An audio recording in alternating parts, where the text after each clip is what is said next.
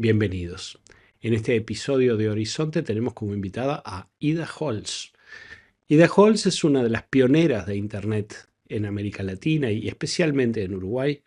Es una persona que ha sido llamada la madre de Internet. Pero se trata además de un ser humano que ha acompañado casi todos los cambios tecnológicos de la era digital, siempre desde una posición pionera.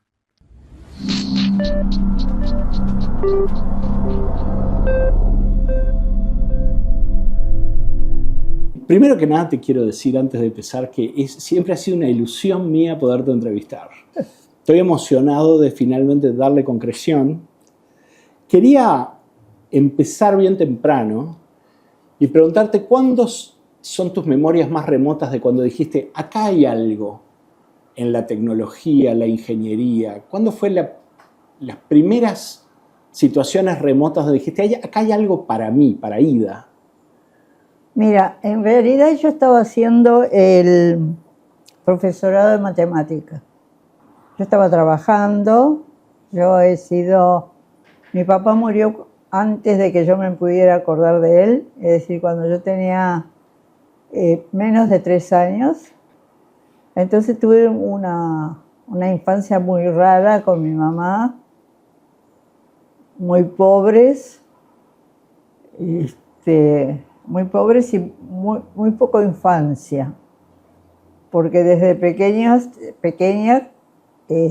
nació mi hermano después de la muerte de mi papá, muy poco después, y ya cuando tenía 6, 7 años yo me encargaba de mi hermano, entonces era una infancia muy rara. Bueno, y además eran judíos. Y entonces yo iba a la escuela y a una escuela judía que me mandaba mi mamá. Y nunca me acomodé con la idea del judaísmo mucho. De todas maneras, yo estuve 2 veces en Israel. Soy ciudadana israelí porque hice el ejército, el entrenamiento obligatorio de 2 años. Cuando fui hace unos años con mi hija, con Ayara, que fuimos a Europa y después la llevé a conocer a mi hermano, que estaba en Israel. No me dejaban entrar porque yo soy ciudadana israelí, no sabía, tenía un pasaporte uruguayo, y no me dejaban entrar porque tenía que ser israelí. Bueno, al final hicimos un montón de trámites con mi hermano para que me dejaran irme. De todas maneras, si hoy quisiera ir a Israel, que no quiero, tendría que entrar con un pasaporte israelí. En todo ese tiempo yo pensé que yo me iba a quedar en Israel, que iba a ser muy judía, todo lo demás.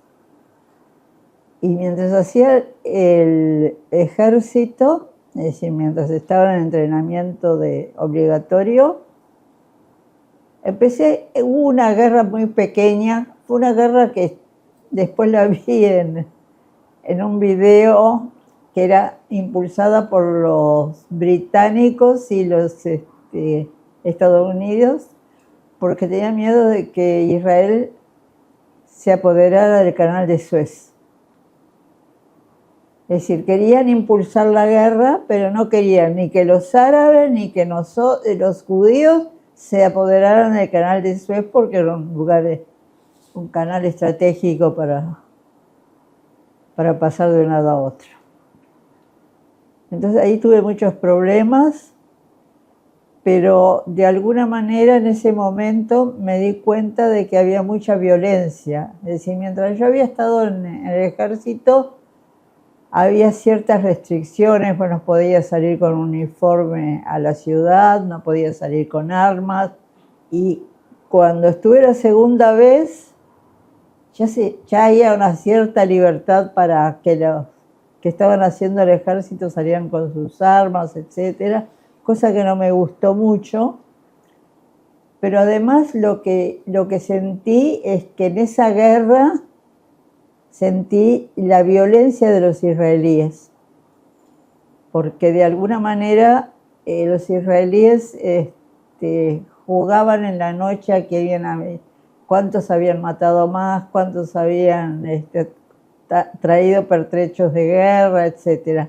Y yo no quería estar en ese ambiente, me vine a Uruguay y fue cuando empecé a estudiar.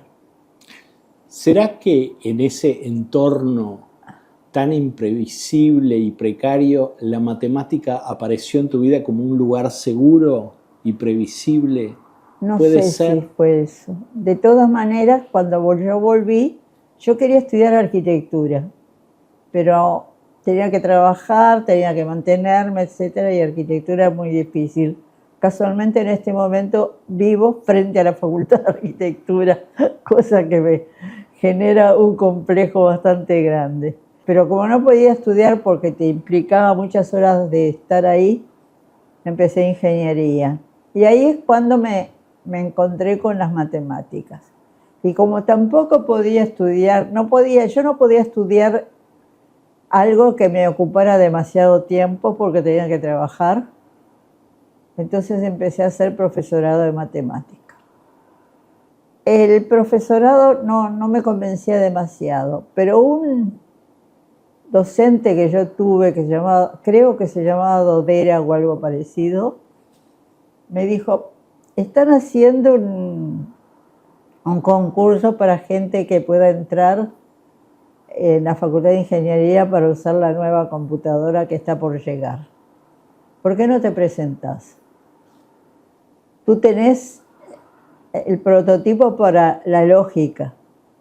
Y yo no le hice caso, pero bueno, el último día me llamó y me dijo, Ida, ¿te presentaste? Porque hoy se cierra.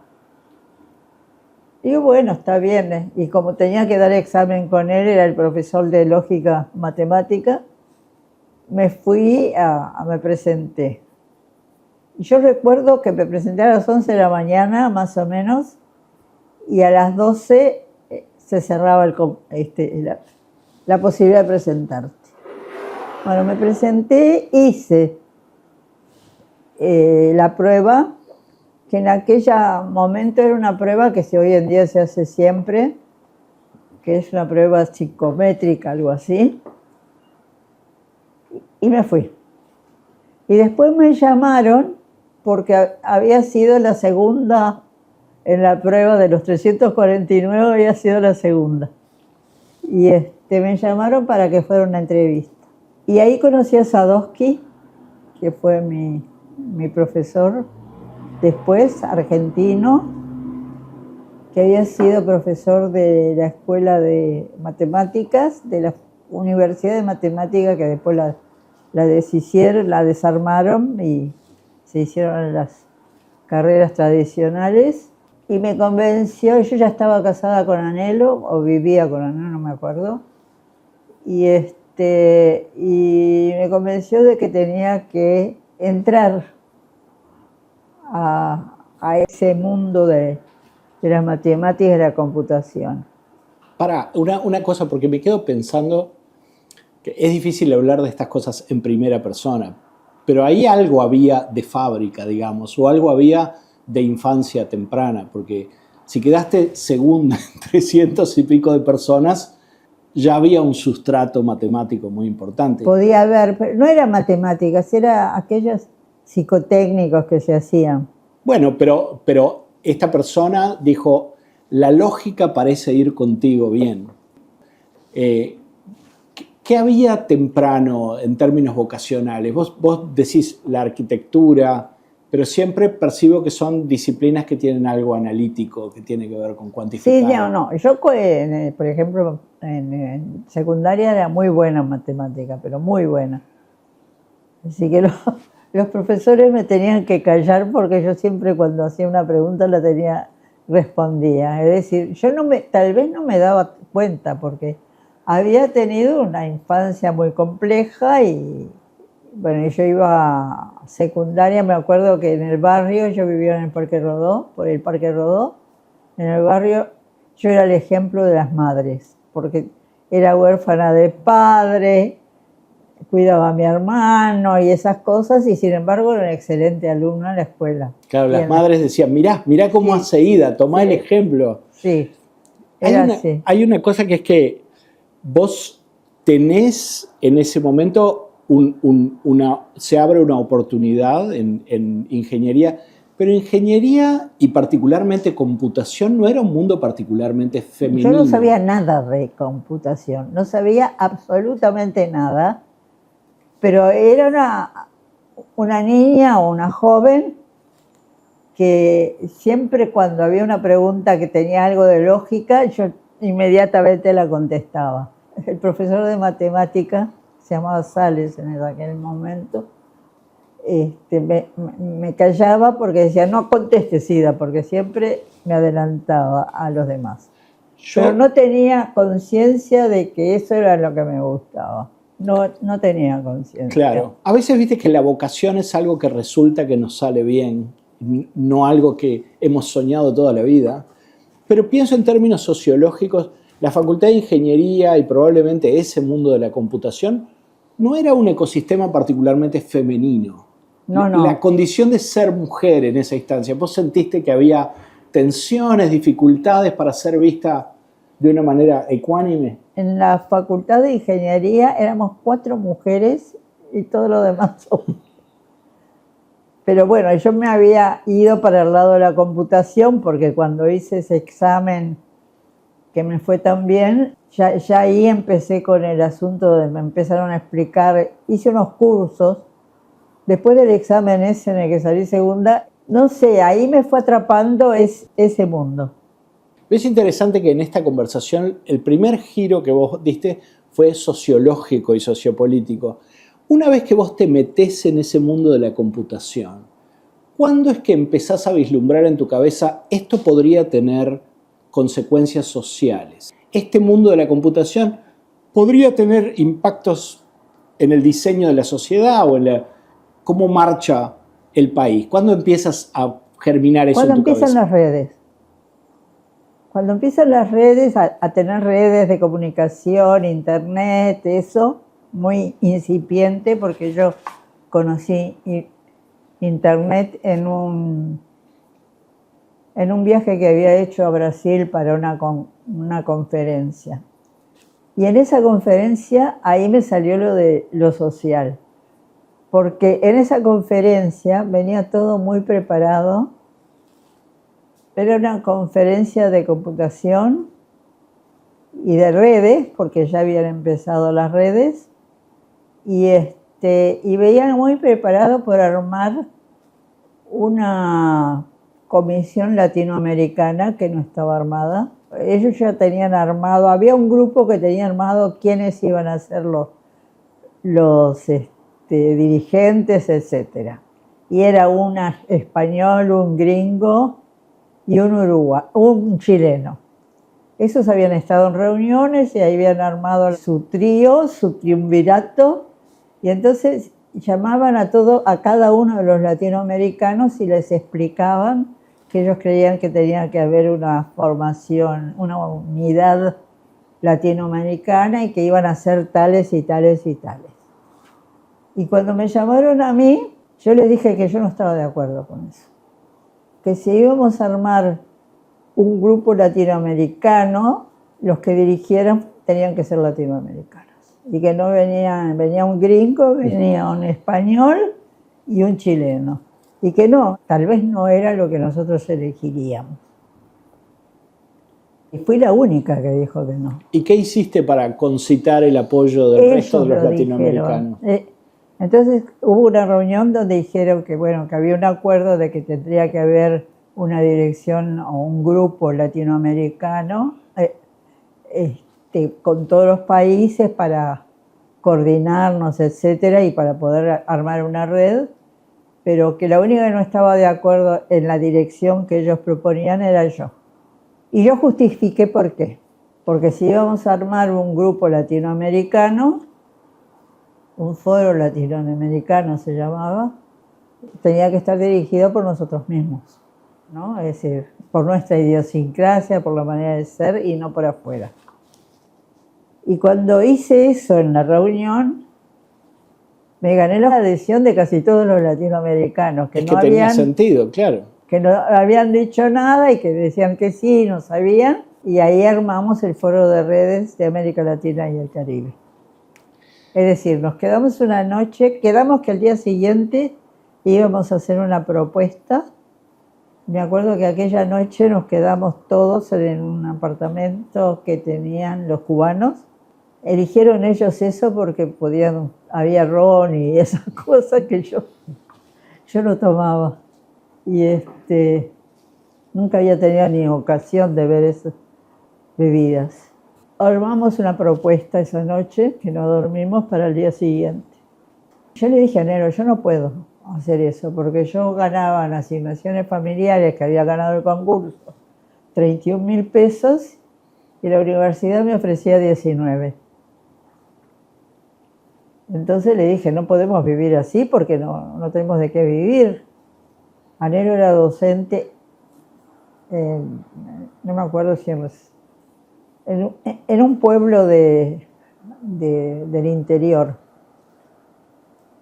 Y él me convenció, me dijo, no, Ida, mira, vos no vas a tener una carrera administrativa toda la vida, no estás para eso, así que metete en la universidad y después vemos.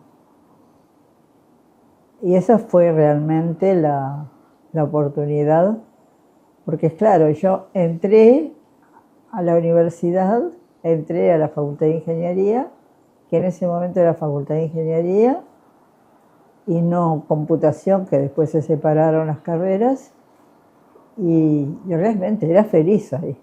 Era lo mío. Yo me sentía bien ahí.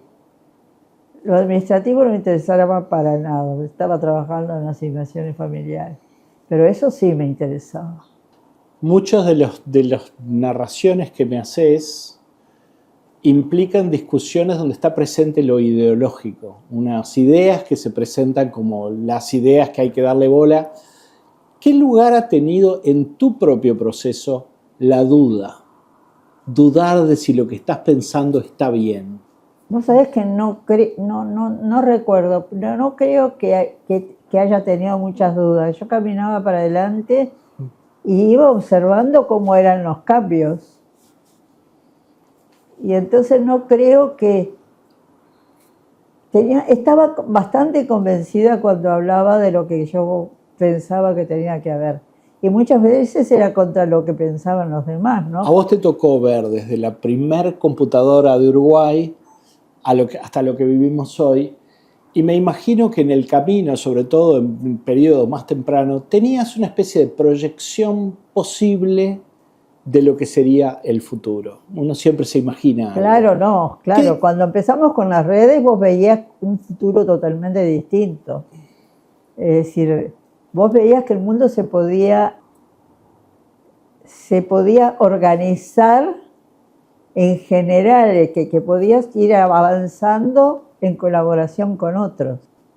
Yo creo que el desarrollo tecnológico acá en Uruguay no ha tenido como el desarrollo que se requería por el conservadurismo uruguayo. Es decir, todo parecía que estaba bien, aunque no estaba bien, y era muy difícil avanzar. Yo tuve muchos problemas. Yo terminé dirigiendo el área informática de la universidad, y yo había estado en México. Viví muchos años en México, en el exilio, que me encanta México, la verdad. Y me había ido muy bien.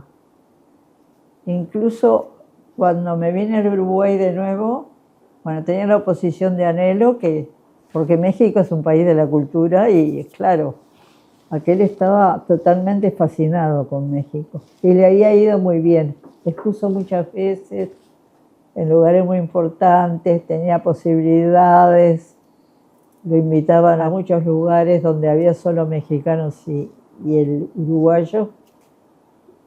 Y yo también tenía posibilidades. Al final, cuando me vine, cuando fui a despedirme del que había sido mi jefe, que era Rogelio Montemayor se llamaba, me dijo que no me podía ir porque Salinas era el candidato a presidente y él quería que yo estuviera con él.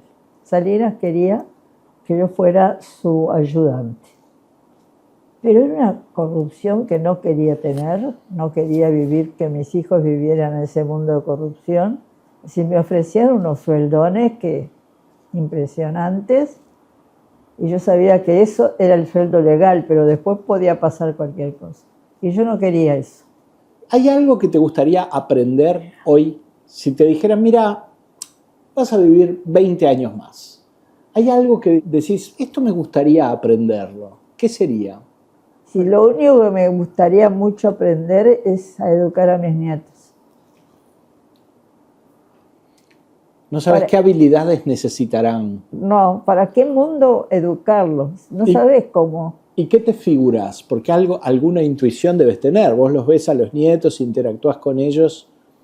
¿Qué futuro te imaginás para ellos? Cuando decís, ¿qué futuro te gustaría promover para ellos, para tus nietos?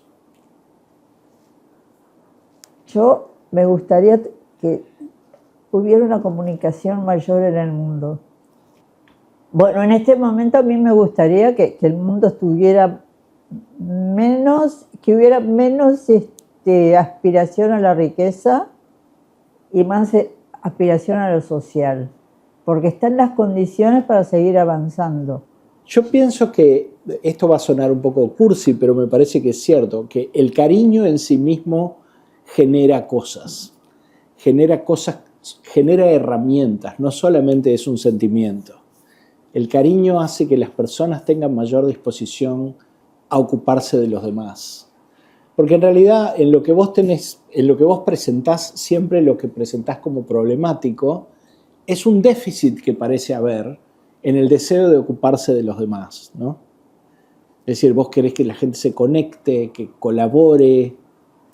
Sí, yo quiero todo eso y no sé. Es una duda que tenemos todos los padres, yo ahora también soy abuelo, y uno se pregunta exactamente, ¿en qué podría contribuir? Y no sabés. ¿Vos sabés? Yo no sé. Vos tuviste implicación en el surgimiento del Ceibal. Es decir, trataste de promover el Ceibal. Ay, estaba enamorada del Ceibal yo. Totalmente enamorada. Pero está muy bien. Mi pregunta es, en cierta medida es como si viajaras en el tiempo y le dieras a la ida de 7 años las oportunidades que hubiera debido tener. Háblame un poco del Ceibal y de lo que ese enamoramiento y de qué se trata, qué sentiste. Ahí lo que sentí es que los niños empezaban a vivir más el futuro que los grandes. Y el terror que tenía es que los pararan, ¿no? Porque yo me acuerdo que después de que se inauguró Ceibal, que ahí me dieron un reconocimiento, y me acuerdo clarísimo que Mujica dijo, ¿quién es esa? Que yo no promovía la relación política, no me interesaba. Pero el asunto de que llegamos, después de la inauguración, llegamos a ver cómo iba el desarrollo y encontramos a un niño en la dirección con una ceibalita. Y yo le pregunté qué hacía ahí. Y me dijo, estoy preparando un curso para el director que no entiende nada. Ahí está. Ese es un poco el futuro que uno querría, ¿no, verdad? Y después otra cosa que vi es que usaron la ceibalita para hacer música. Entonces era realmente un rumbo que me parecía fantástico. No sé cómo está ahora. He tenido algunas reuniones, entrevistas que me hicieron y que la gente todavía no termina de entender qué es Ceibal en el sentido social, ¿no? De decir que para dónde va, y yo no sé en este momento para dónde va. Y AGESIC se fue al diablo, es decir, en AGESIC era armar la informática para el gobierno, ¿no? Es decir, tener un gobierno organizado con la cédula de identidad como punto de encuentro de la gente, y ahora no sé cómo ha avanzado. Pero es interesante, vos haces el cuento como si fuera más o menos azaroso, pero estuviste en la primer computadora de Uruguay, estuviste en la instalación de internet en Uruguay, estuviste en el Ceibal, estuviste en AGESIC, estuviste en el Censo de México. Yo lo que veo en común es que todos los procesos en los que vos has estado presente son procesos que son por una parte informáticos, pero fundamentalmente son sociales. Hacia el futuro. Exacto. Y realmente a mí me encantaría volver a trabajar, pero tengo 90 años y estoy bastante bien de la cabeza todavía. Digo, no quiero hacer aparecer esto como un trabajo, pero ¿qué crees que estás haciendo en este momento? Bueno, pero es una entrevista, ¿no? Me gustaría estar trabajando. Pero la gente necesita inspiración. Bueno, y una sí, parte del trabajo es narrar, inspirar, atar cabos, dar un contexto histórico. Así que bueno, buen trabajo. Es interesante que la cantidad de veces que vos hablaste durante esta conversación de comunicación, establecer redes, colaborar, ¿no? Pienso que es la Biblia que dice, no es bueno que el hombre esté solo, y un poco tu trabajo ha sido todo acerca de conectar personas y la naturalidad con la que lo tomás, pero en realidad es fuera de serie, ¿verdad? Siempre uno piensa en primera persona que lo que ha hecho no es suficiente. No, yo sí estoy convencida que habría que hacer mucho más. Claro. Porque lo que uno siente en este momento es que el mundo que la humanidad se está deteriorando de una manera impresionante. Mi lectura de la realidad es que eso siempre ha sido un poco así y ahora es un poco más descarnadamente así. Sí, sí. Pero en general, mi percepción es que todas las personas que conozco, todas, incluyéndote, han tenido un repertorio de posibilidades mayor que el de sus padres, que a su vez tuvieron un repertorio de posibilidades levemente mayor que el de sus abuelos, y ese cambio es penosamente lento, pero hace cosas. Vos sos una persona que empezó en la pobreza. Yo también provengo de una familia de bastante pocos recursos, pero intelectualmente inquieta, y siento que casi todas las personas que conozco tienen un repertorio de posibilidades mejor que el de sus padres. Lo que no quiere decir que les va mejor económicamente o... No, está bien. Hay unas mejoras marginales. Sí, yo siempre me acuerdo y repito las últimas palabras que oí de mi madre. Porque para tener un compañero como Anhelo, que no era judío, yo Claro. tuve una guerra. No fue una discusión, fue una guerra. Una guerra. Mi mamá era hija de padres muy religiosos. Ella era la menor de 11 hermanos. Vivimos la Segunda Guerra de una manera impresionante, porque claro, ella tenía a todos sus hermanos en Polonia. Claro. Y mamá se vino porque se iba a venir con un hermano de ella que la invitó a venirse, y no quería que los padres le elijan el novio. Eso es lo que no quería. El padre, porque la madre había muerto cuando ella nació. Y ella veía la Cenicienta, decía, así fue mi infancia. Porque el padre se volvió a casar y tenía una mujer con 2 hijas, etc. Y no quería que le impongan un novio religioso. Ella no quería eso.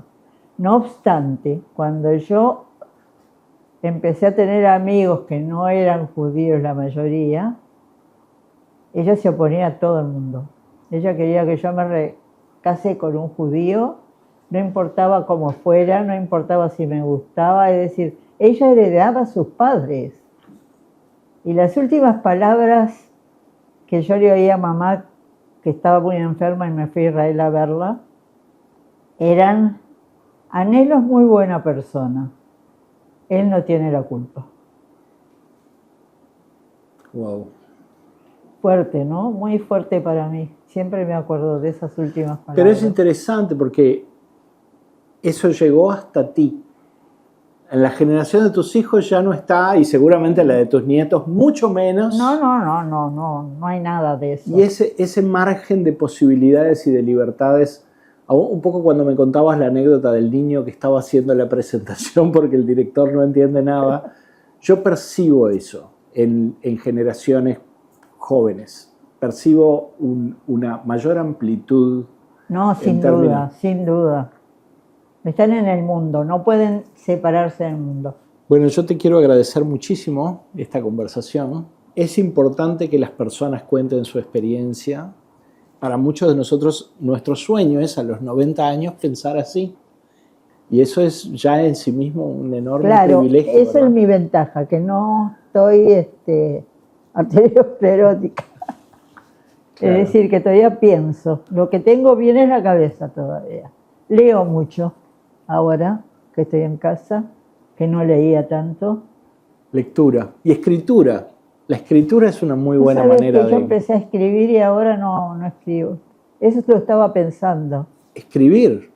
Cuando escribís estás en un mundo... Otro. En un mundo otro. Que termina conectando con el de los demás, de formas azarosas. Y escribir es una gran disciplina y hay que comunicar. Por eso, muchas gracias. De nada.